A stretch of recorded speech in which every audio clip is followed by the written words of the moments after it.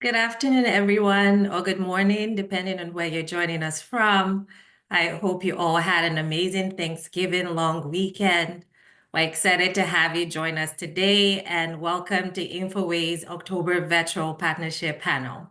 This is our second and last virtual panel for this year's partnership conference. My name is Morenike Akinyemi, and I am the Director of Corporate Strategy at Canada Health InfoWay, as well as the moderator for today's panel.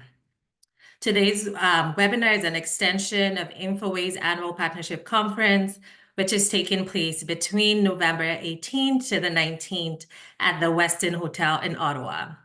And as many of you know, InfoWay's partnership conference is a chance to connect with digital health professionals across the country to learn more about interoperability, standards, digital health innovation, Indigenous care, as well as the latest initiatives at InfoWay. Registration for the partnership conference is open, so make sure to register and join us for what promises to be an amazing conference with great discussion. To move into today's topic, today we're going to be discussing physician insights and recommendations for Healthcare Canada. During this webinar, we'll get an exclusive preview into the Digital Health Interoperability Task Force Recommendations Report, as well as InfoWay's 2024 National Survey of Canadian Physicians. This session will dive into insights and tangible solutions from the physician, patient, and digital health leader perspective on how to enhance interoperability, improve patient care, as well as drive the future of connected healthcare. And to help discuss this topic, we have a panel of well-seasoned leaders. Next slide, please. We have Dr. Kathleen Ross, who is a family physician at the Royal Columbian Hospital and the past president of the Canadian Medical Association, the CMA. We also have Dr. Samuel Ogumbi, who is a staff surgeon at the Stevenson Memorial Hospital. We have Terry Price, who is a patient advocate, as well as the co-founder and executive director of Craig's Wings Project. And lastly, but certainly not least, we have InfoWay's Vice President of Performance, Simon Higgins. I am very excited to have a vibrant conversation with our panelists today. Before we dive into discussions, I'll quickly go through the agenda for our time together today. So today's session will start off with short presentations, firstly from Dr. Ogumbi, and then we'll move to Simon. After which we'll then transition to the Q&A component of our session, where I will pose a few questions to our panel, and then hand it over to the audience to ask their questions. If you have any questions, please feel free to submit them throughout the presentations and while I'm posing questions to the panel. And you can do that using the Q&A feature on the Zoom toolbar, and we'll get to them during the audience Q&A. We'll also be providing simultaneous interpretation for today's session. So if you would like to listen to the session in French, please click the interpretation button at the bottom of the Zoom toolbar and select the French channel. Then click mute original audio. And if you're following along in English, you do not need to do any of this. With that, I will hand it over to Dr. Ogumbi to kick off today's discussion.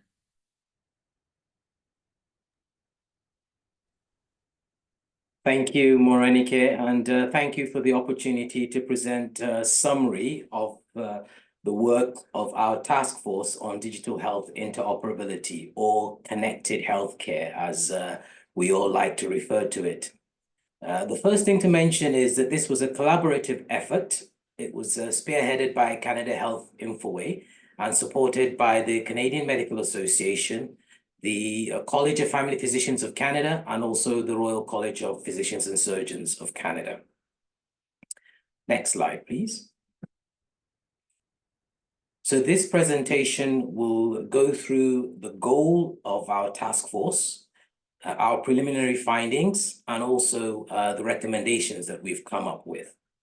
Next slide, please. So our overarching goal was to advance interoperability, ensuring that its implementation is realistic and practical at the front lines of care. The emphasis was the physician or healthcare provider's perspective, looking at unique challenges both physicians and patients face. The final white paper that we've produced will be disseminated broadly. It's almost ready. And this paper will identify both challenges and also barriers, and also put forward recommendations to surmount these barriers. Next slide, please. So we'll take an initial preview of the recommendations. The recommendations are to support any current work being done to advance connected healthcare or interoperability. The recommendations are also to form a Pan-Canadian Health Data Governance Council to oversee all of this activity.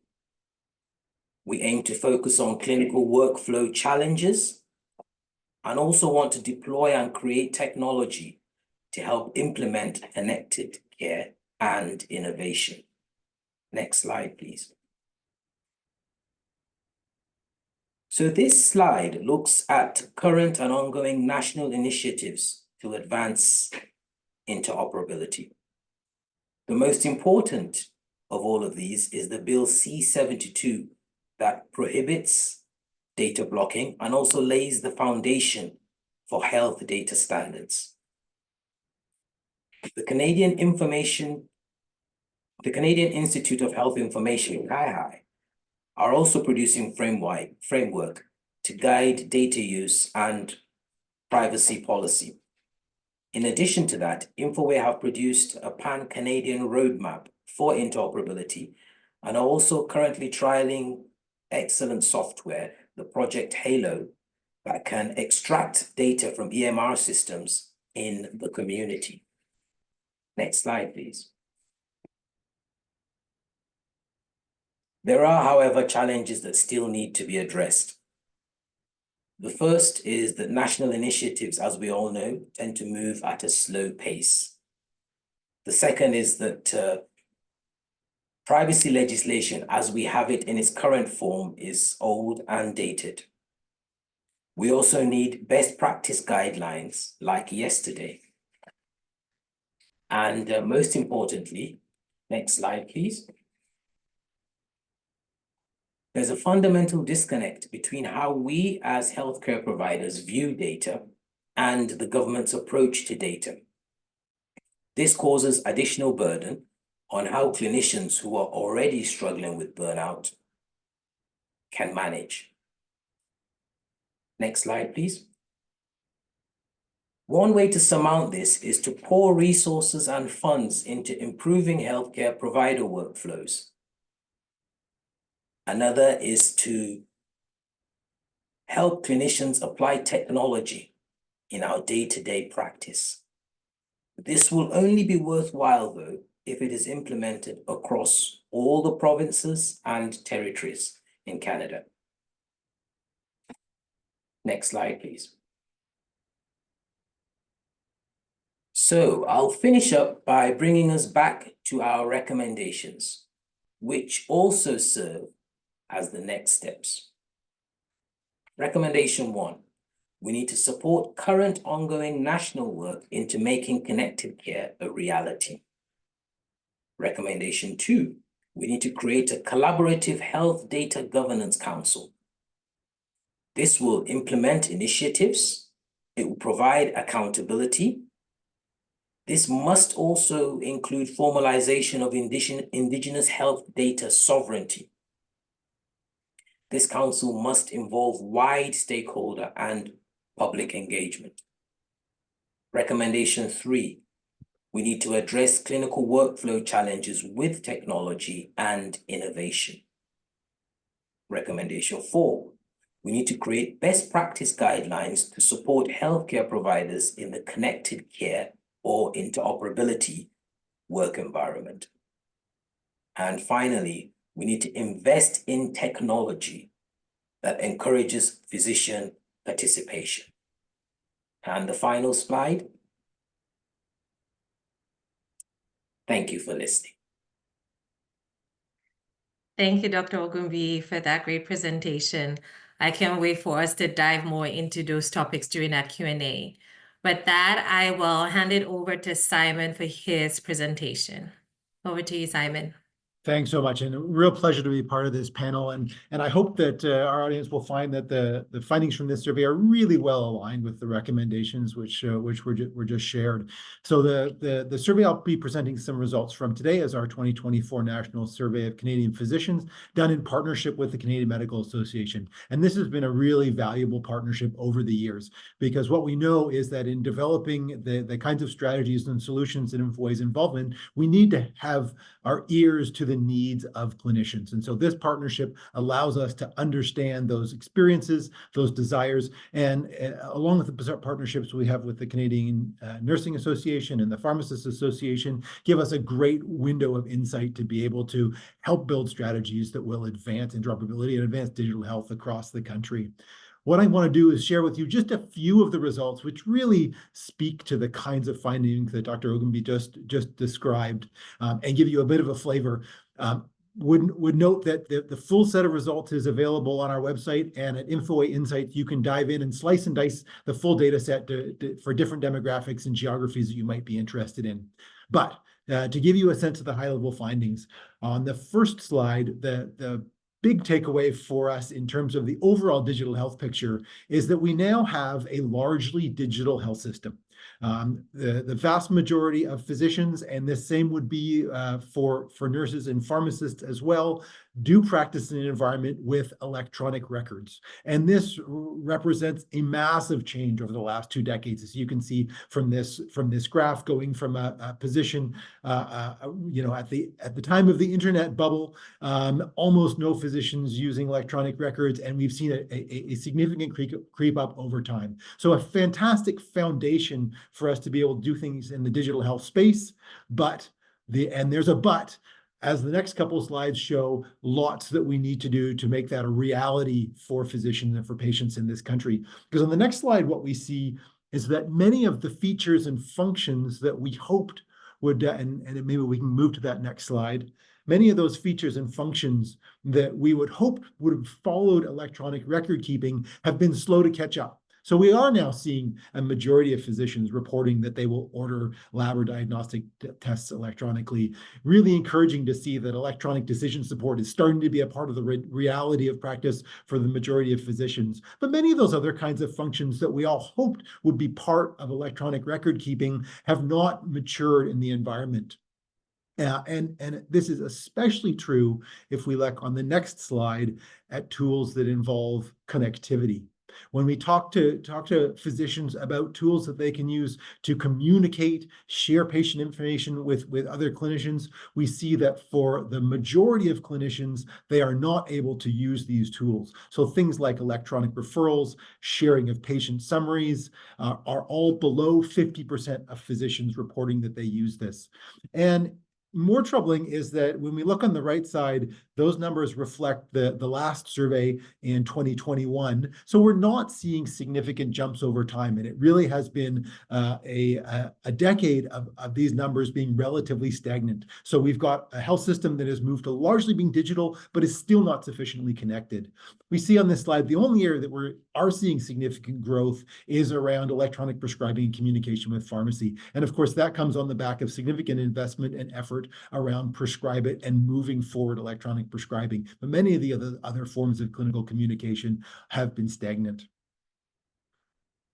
The next slide gives us a little bit more of a window into why this matters. So why does it matter that clinicians are not effectively able to share and communicate patient information across settings? When we asked physicians how much time each day they spend looking for information beyond what they should be spending on that topic, that number is 86 minutes. So almost an hour and a half a day that physicians report they're spending seeking information. So this is a window into why this is such an important problem. The first one is obvious. An hour and a half of a physician's time generates burnout, and it generates gaps in ability for us to actually see all the patients that are in line waiting to see those physicians. And of course, when you tuck into that number, what you see is what that means is that physicians recognize they need that information to be able to provide good quality, safe care, and they don't have it at their fingertips. So we see through this one question that window into the incredible efficiency and clinician burden, as well as the looming quality and safety issues that are downstream of that challenge in sharing information. So for me, this encapsulates really quickly why this is such an important topic. And then the last slide I'll share is looking at why these barriers exist. And so when we ask physicians, what are the challenges with relation to digital health in general? Number one, lack of integration or multiple systems that don't connect. Number two, multiple logins to different clinical systems. And then numbers 3 and 4 are all about complexity of those systems and the workarounds that are required. So essentially what clinicians are telling us, and this goes not just for physicians, but for nurses and pharmacists too, is that the tools that they have available to them don't do what they need them to do in terms of being able to coordinate care effectively with their colleagues working in other settings. And I think that was the last slide I had to share, and I'm really looking forward to this discussion. Thank you so much, Simon. It's great to see such meaningful insights that have been captured through the survey. And with that, I will dive right into the questions. So the first question is, what barriers currently prevent physicians and patients from fully benefiting from digital health technologies?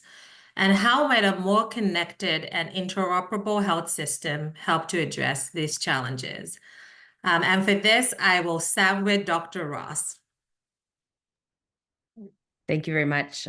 So I think we heard a little bit about those barriers. They were listed there, but they focus largely around workload, workflow, and privacy, security, and I'll add cost on there as well, because oftentimes the cost of having these integrated systems is downloaded onto frontline clinical care. Obviously, time constraints are really important. I work in primary care. I see that pressure every day, and poorly designed systems that don't integrate or make it challenging for me to find the information I need in a timely way does impact patient care. And it's difficult for me to share directly information with my colleagues when I need to make a referral. And at the same time, we have to respect patient privacy. So having some reassurances, some understanding of the technical pieces around data security and privacy are critically important. And we saw in our survey results that inconsistent data, lack of standardization and protocol really making it difficult for us to integrate and maximize the use of digital health technologies. Thank you, Dr. Ross. And in your opinion, how do you think a more connected system will help to address some of these challenges that you have just called out? There's no question at all it's going to impact in a positive way on our day-to-day time. 86 minutes is a lot of time that I can spend doing care plans or doing more time face-to-face with patients, or heaven forbid, spending more time with my family and looking after my wellness so that I can continue to work in the healthcare system. Thank you, Dr. Ross. Dr. Ogumbi, I'll go to you now. Yeah, I think Dr. Ross has pretty much hit the nail on the head. I think from the presentation we can see that it will move us towards efficiency. There's a buy-in, there's an investment proportion, but at the end it will definitely move us towards efficiency. And I agree 100% with all of Dr. Ross's comments. Thank you. Great.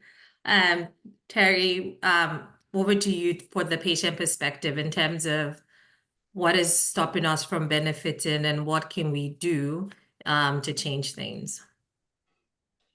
Yeah, I think for patients to really benefit, we need to be able to have access to our own information and have our care team be able to access information. And right now in the system, there's lots of reasons why information doesn't flow. And I think this approach and the push towards interoperable systems where the information can follow the patient through the system will significantly change things for patients.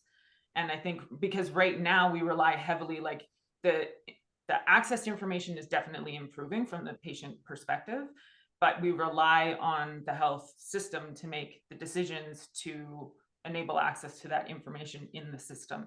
And I think in sort of that ideal future state that we want to see, we would be able to choose the tools that work for us, because the needs of patients and the different ways that patients want to interact with information will be very different. And so this sort of ideal place where the information can flow into the tools that we want to use will be a completely different scenario than relying on the healthcare providers of the healthcare system to make a portal available. And I think the experience of patients right now has been, and historically for sure, has been that you kind of get bounced from one part of the system to the next. And you quite often feel like you have to repeat your information. Sometimes people are making assumptions. I definitely was in that bucket before my brother passed away 12 years ago, fully assumed that information followed patients through the system. And that when I interacted with different healthcare providers in the system, they had access to the information from other healthcare providers that I interacted with in the system. And the reality was that in many cases that was not true. And so I think enabling the flow of information, hopefully, will also enable better teamwork between our providers in the system in the future, which will be game-changing for patients and families. Thank you so much, Terry. And then thank you for calling out that piece around the choice, like having the patient choice and how important it is for patients to have access to their information. And thank you, Dr. Ross and Dr. Ogumbi, for calling out the piece around workload, workflow, cost, privacy, and the fact that a more connected system helps us to be more efficient, helps us to have more time that we can put towards the patients or to ourselves. So thank you for that. Moving to the next question. How does mandating health data interoperability, both provincially and nationally, benefit the patient? And what progress has been made to date? I will go back to you, Terry, for this one.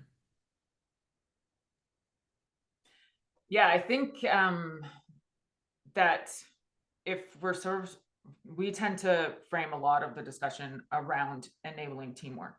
And patients need to be and so that care team needs to have access to the information in order to make safe decisions. And that's not unique to one place in the country. And I think in order to really benefit from some of the innovation and good design and the reality that patients don't necessarily only stay in one place throughout their lives, that we need to be pushing more towards what are those fundamental things across the country? Because I think there are, even though there's very unique needs from different providers in different parts of the system, just like there's very unique needs for different patients, there are some fundamental foundational things that are true across the country. So it doesn't really make sense for that foundation to be completely different 13, 14 times over, excuse me.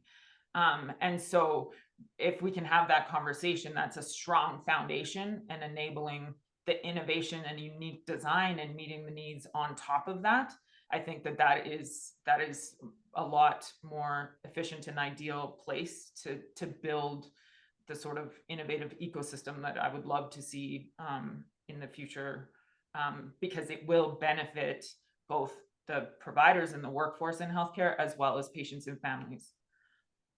Thank you, Terry. Simon, I will go over to you for any thoughts.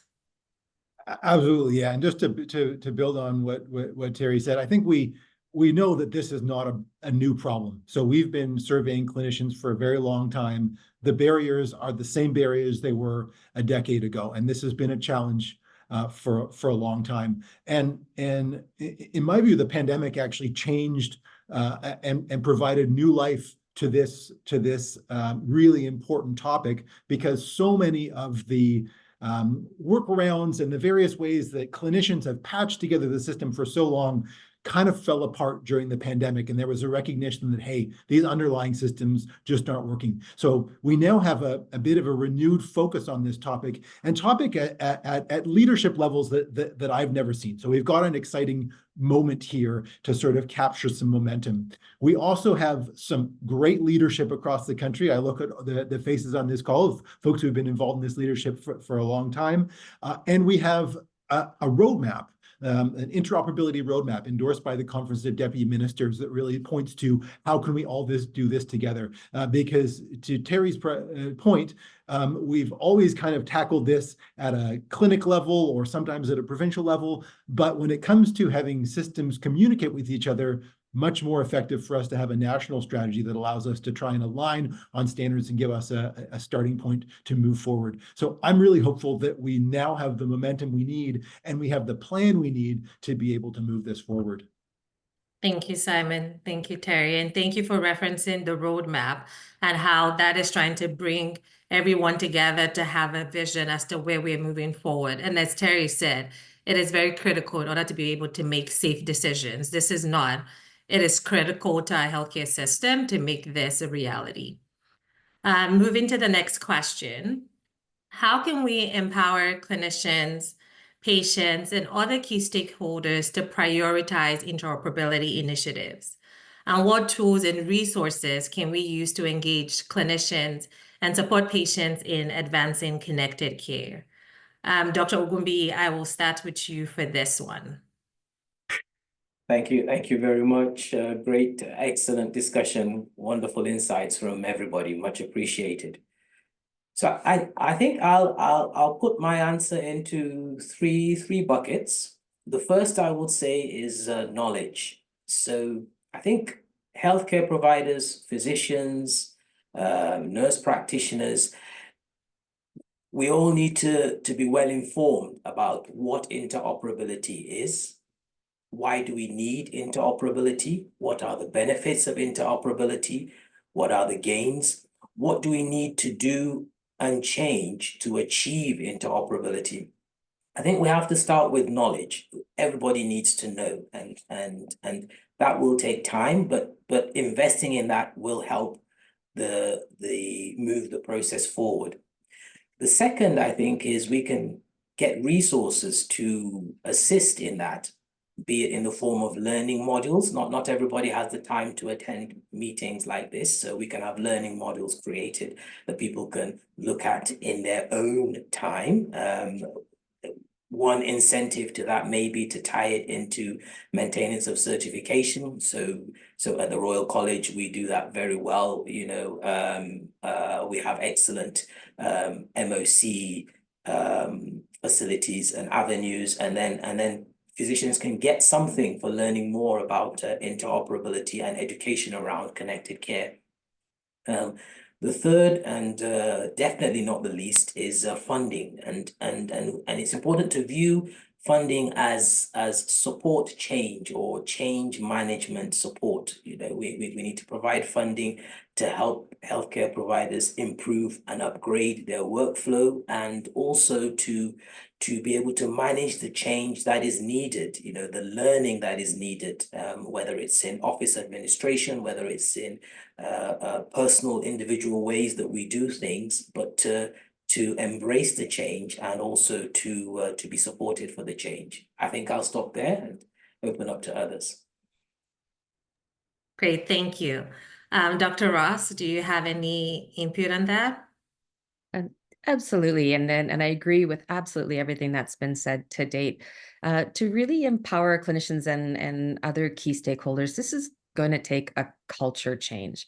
And I'd like to propose that we begin with a mantra that's invite us, hear us, support us, and train us. We know we need a strategic approach that gets collaboration and fosters that accountability that we heard about earlier, alongside those necessary tools and resources for really effective decision making. You know, aligning behind that common vision of what are we trying to achieve to improve our system as a whole. And honestly, that's collaboration and better collaboration across different healthcare professionals. You know, one of the things that I hear from patients constantly, especially patients with complex history, is that it gets exhausting to continually repeat their medical history. And many live with the fear that they're going to miss a critical piece of information that might be important. So as we look to driving, you know, efficiency, effectiveness in the healthcare, benefiting everyone, we also need to understand that it decreases and improves anxiety in patients and improves their experience, and it decreases our as providers, our experience of providing care. So we know we have more complete, up-to-date information, and reducing those redundant tests and certainly streamlining referrals is on the important list. But together, working with new systems is challenging. And oftentimes when we implement new technical solutions in our world, we implement a solution and then it's done. This is what you get. So having that table or that input where we can provide feedback, say what's working, what's not working, have it acted upon is going to be really, really important. Putting in place usable telehealth or digital platforms that help us with shared decision making, decision support tools, data analytics. So we have some idea of what we're doing is actually providing value and improving care. And then I agree, cost needs to be addressed. So do we provide incentives, either financial or non-financial, to those clinicians that are really adopting this work? Thank you, Dr. Ross. That's great. Terry, over to you from the patient perspective.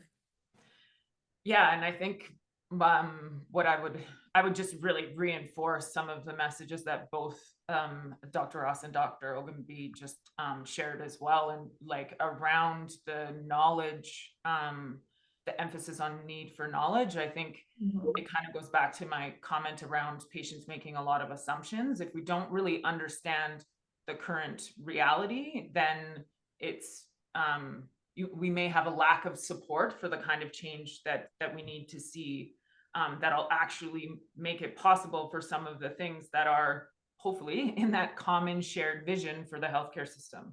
And so I think we do need both. We need to be sort of understanding the path that we're on and how the steps that we're making now will make a difference, and also understanding the current reality and why some of these changes are critically important. And I think that's true across the board, including patients and families and members of the public. Really, when we're talking about some of these big transformational changes, we need to be open and transparent around the path of what the plan is and the path that we're on, so that people can actually trust. I think we have to stop sort of any kind of approach that's just like, don't worry, we've got it. Just trust that we'll be here when you need it, because there's risk with that, and some open, transparent conversation around current reality, why things are challenging right now, but the plan and how it'll be better for the future. And everybody really does have a role to play in all of that. Thank you, Terry. I think what I'm hearing is that we need a real cultural shift, which includes transparency, so everyone understands where we're at in this journey. It includes collaboration. There's a piece around change management, literacy, ensuring both patients and clinicians have the skills and knowledge to be able to participate in this new world. Thank you for the responses. So our last question before we go to the audience Q&A is the 2024 National Survey of Canadian Physicians indicate that about half, so 47% of physicians surveyed are concerned with privacy and security of patient data. How can this inform our efforts to advocate for both patient ownership as well as increased security when it comes to sharing data? Simon, I will begin with you for this one. Thanks. Yeah, and I think what's clear is that being a custodian of Canadians' health information, that some of the most important and private information in their lives, is a huge responsibility. And physicians take that responsibility incredibly to heart. They really are concerned about making sure that they treat that data appropriately. And they're faced with a challenge that patients, and we survey patients on an annual basis and are really keen on this topic. Patients both want to make sure that their information is kept really secure and safe. They also want to make sure that that information is available to other clinicians when they need that information. And that's a very challenging balance to mix. And if you're a physician having to sort of deal with that challenge on your own is a real challenge. And so that, I think, is why we see the level of concern that we see in that survey. And to me, what that says is that physicians want help to make sure that they can understand the rules of the road and that they have tools that will actively help them to use that data really effectively, but within those rules and within those patient wishes. So there's lots of work to be done in that space to make sure we can support clinicians to do the very best that they want to do. Thank you, Simon. Terry? Yeah, I'm always curious. Like I want to ask more questions when I see the responses to some of these questions, because to me, are they concerned because the tools are risky, or they don't have a full understanding of the risk of privacy and security in the tools? Like, I'm sure it's combinations of that. And then I always am curious and relatively confident in the answers, but when we're asking questions about privacy and security, are we also asking questions about the need and desire and ability to share information effectively? Because I think, in just sort of how Simon was talking about it, we need both. And so if the surveys only focus on privacy and security, or the conversation that we're having with people on this topic only focus on privacy and security, we're missing that really critical component of the need to be able to share information, and that lens around how it is a patient safety risk. And on top of that, the aspect of time, like time comes up so much in the discussions around the challenges that are faced by the workforce in the system right now. And if physicians are spending 86 minutes a day, like that is extremely valuable time, that if we can gain any of that back, that is another reason on top of a whole bunch of other reasons why the interoperability and that balance, and balance is probably not the right word, but it's how do we have the conversation around, yes, there's a need for privacy and security of health information, but at the same time, we really do need to be looking for ways to effectively make sure that the information follows the patient through the system. Great. Thank you, Terry. Dr. Ross, do you have any input on this? Well, no, I really do appreciate that, and I have to admit that when I first saw this survey result, like Terry, I had many questions. But as I thought about the processes that we rely on, many of us do trust the security of our digital health platforms. So it may be that we're not concerned because we have trust in those security platforms, and a real understanding of when we start to share, where are the risks, and certainly the APIs that exist between systems are the weakest link when we look to sharing information. So really having a knowledge and an understanding of what that looks like. It doesn't feel good. I mean, recently my data was hacked from a specialist office, my own personal data, and I thought, well, what did you do to protect it? And realizing that despite best efforts, data can be shared and data can be accessed. So having a good understanding of what that means. And I think, Terry, the balance is the right word. We have to look at the balance of actively sharing information to drive improvement in our systems, in how we deliver care and the patient experience, and set that up against the risk that that data is going to be accessed for nefarious purposes. So we do need to have those open conversations, and I think there's a knowledge gap. Again, comes back to invite us, include us, and let's train us so we have better understanding of what's at risk here. Thank you, Dr. Ross. That was a great response. Simon?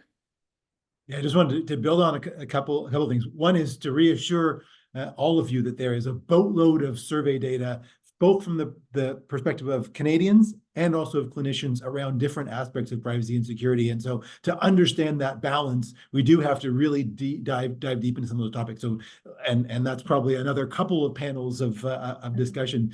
The other thing I just wanted to highlight, though, is the incredibly important work and in the Interoperability Saves Lives report that I know Terry was a huge part of. And one of the really important things noted there is that things like information breaches are very visible and very public, and we can see them. When information is not shared and harm flows from that, that is all too often an invisible harm that we don't actually note the root cause of. And so I think the last couple of years, there's been some really important and deep analysis about harm that relates to health data. And that Interoperability Saves Lives report, for me, is a watershed report in terms of understanding the various impacts of health data sharing.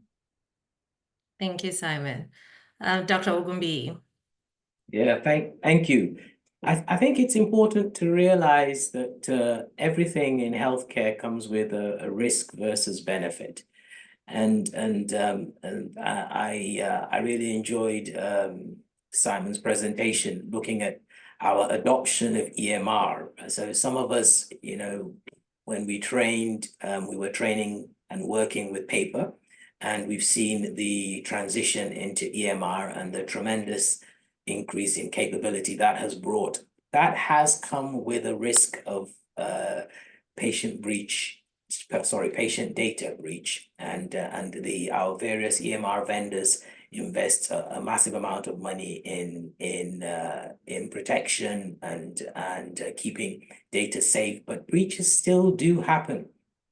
But the benefit that has come is tremendous in giving us access to data that's within our EMR systems instantaneously and also remotely. We don't have to be in the office at the moment to access data, which can make a lot of difference. So to move to interoperability, I think we need to accept that there is risk, and we need to do what we can to minimize the risk, but it's important to focus on the benefits, the increase in efficiency, just as both Simon and Terry have pointed out, you know, what we don't quantify is the harm that can potentially come to patients if we don't have interoperability, because that's very difficult to quantify. So we need to focus on the benefits. Thank you. Thank you so much. I think those were great responses. And what I'm hearing is that whenever we're talking about privacy and security, we have to anchor it in the fact that we do need to ensure that data is able to go across the system, because if that doesn't happen, the harm that can come out of that is tremendous. At the same time, we do need to have frameworks and tools, one, to ensure that clinicians understand this space in terms of how do they go about making patient data safe, but we have to accept that risk as well as just putting in the right framework and tools to help ensure that that doesn't happen as much as we can. Thank you so much for your responses. At this time, we're going to move to the audience Q&A, and I see that questions have already come in. So I will just go through the questions. The first one, and this is for you, Simon. So just out of curiosity about EMR adoption, do you have any ideas as to why there was a drop in GP EMR usage in 2015? This was indicated on your slideshow. So Simon, this is for you. Absolutely. And so I think one of the big lessons that we've learned over the years is it's very challenging to survey clinicians and get consistent results. And so when you see variation in that trend line, often it is statistical variation or sample variation. And we've partnered in surveys with the Commonwealth Fund, with the CMA, and conducted some with other partners over the years. And so you do see that noise. And what I would suggest is that drop is probably not a real drop. That drop is the sampling methodology. It has been in our experience a relatively slow but smooth uptake over time. Thank you, Simon. The next question is, does Canada Health Infoway provide grants to companies to develop novel technology solutions for clinicians? We are part of a startup that wants to help clinicians make better and faster decisions. So maybe I will chime in here, and Simon, I will hand it over to you if you have additional responses. I know that Infoway currently has a vendor innovation program where we are providing grants to some vendors in relation to our focus areas around the interoperability roadmap. So it is a grant to vendors for them to provide solutions, but again, aligned with our roadmap in terms of our priority areas for how we advance interoperability. And I believe that information is available on our website. But Simon, I will hand it over to you in case you have any additional comments on that. No, I think that is the key information. Have a look at the website at what's available, and we're always keen to learn about innovations that are happening out there. So absolutely, share with us what your work is. Okay. And then the next question, if interoperability is an issue, has government considered funding one EMR that will ease the burden and cost on physicians? And then the follow-up to that is, and would physicians be willing to adopt one EMR? That's an interesting question, and a loaded question.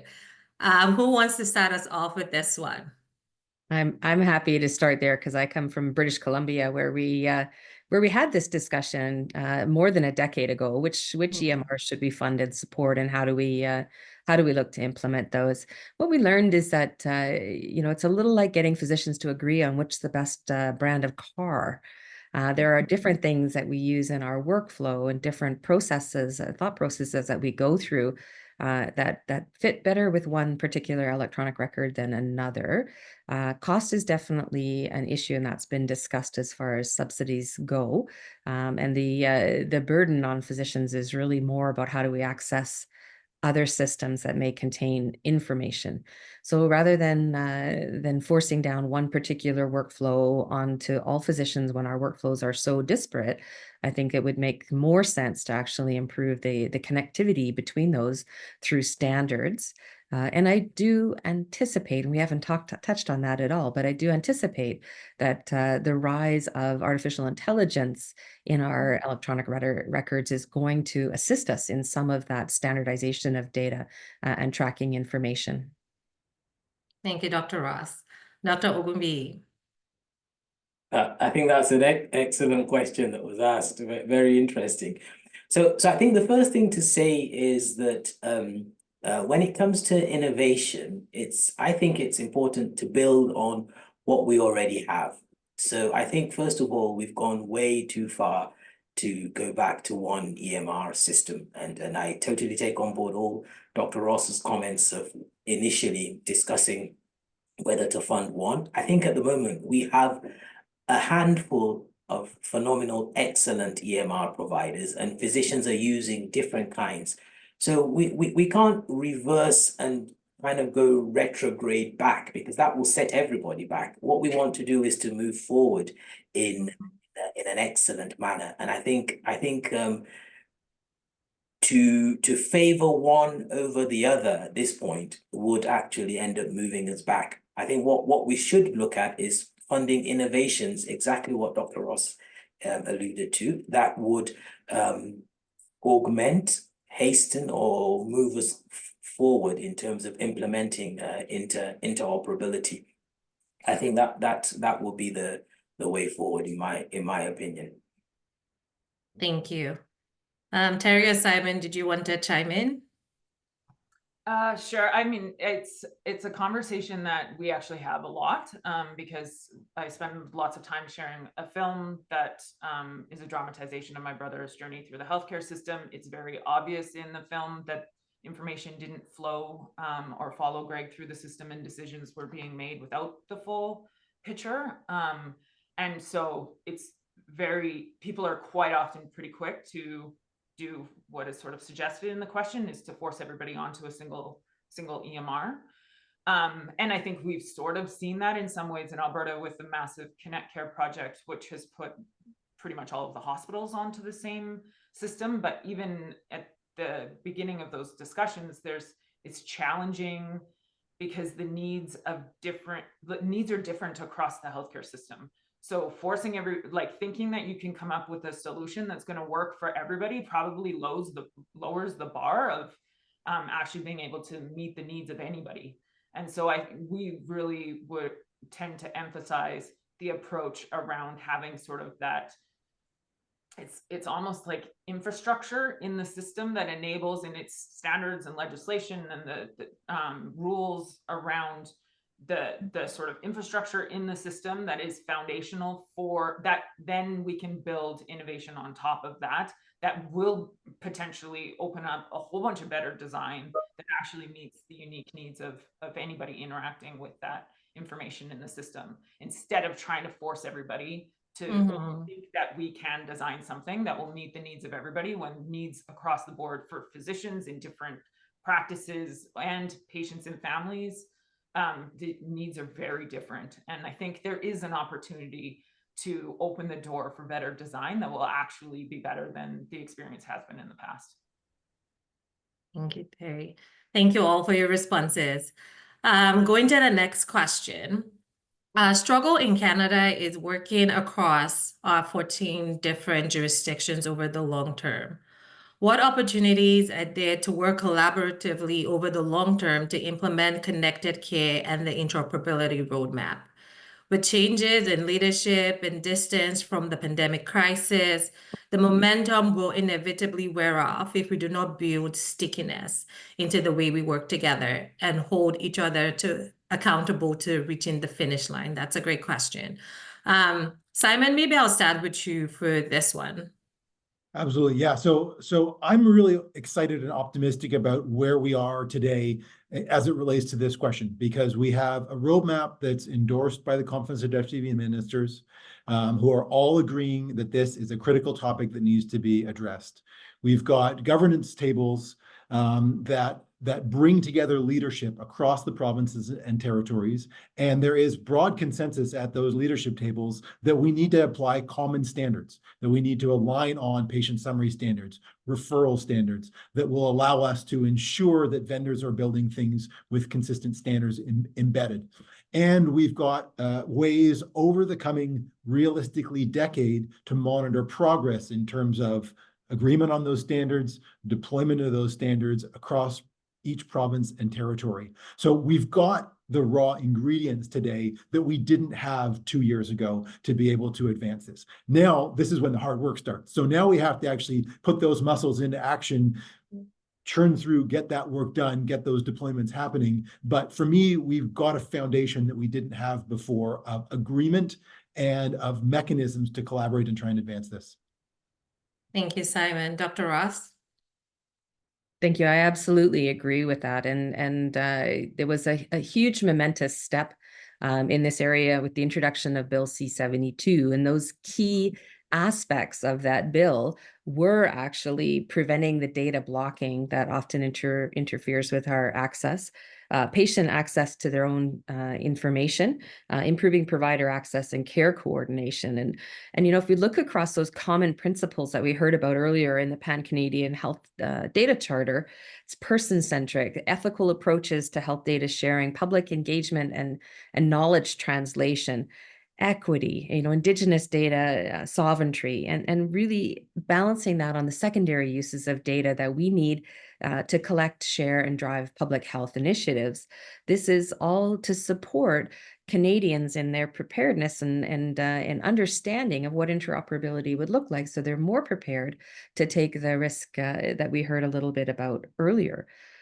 This bill is really setting the bar high. It doesn't have the teeth to compel, but it certainly sets the bar of where we want to go. And I agree with you, 14 different jurisdictions. But the other thing we haven't spoken about is that the privacy legislation in our different jurisdictions across Canada are also subtly different, and that will definitely have that'll have a role in what information we're allowed to share from various aspects of care as we move forward. Thank you, Dr. Ross. Terry, did you want to chime in?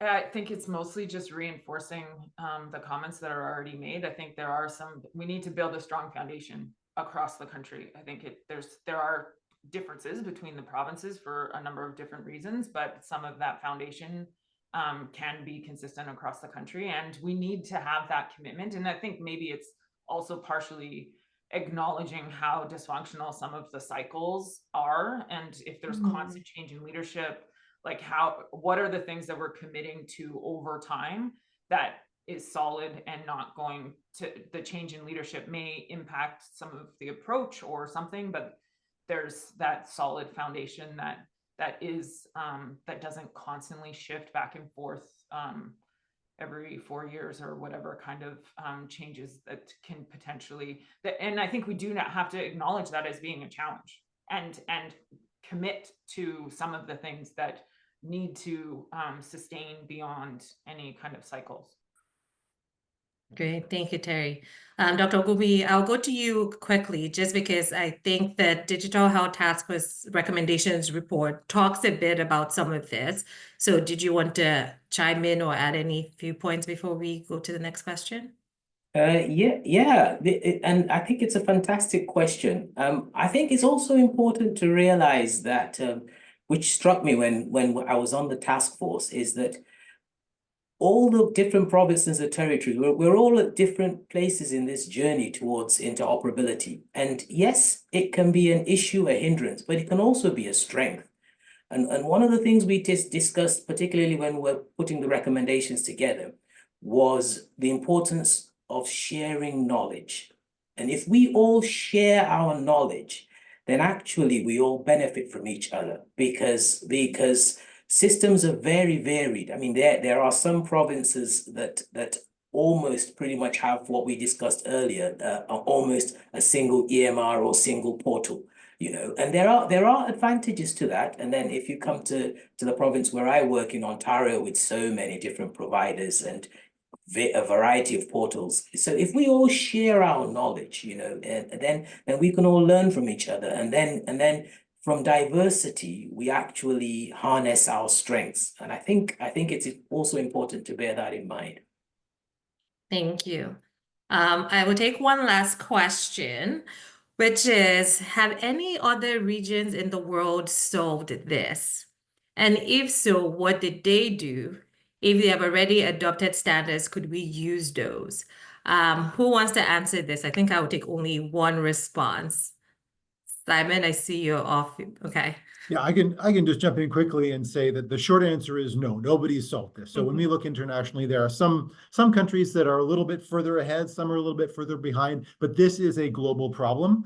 And the other thing I think that's really important to note is that bang on, I love this question because international standards are the way to go. And our work is very much aligned with building international standards, the International Patient Summary being a really important starting place for that allow us to ensure that we're taking those best lessons, but also working with those global vendors to make sure that we can ask them to do this once.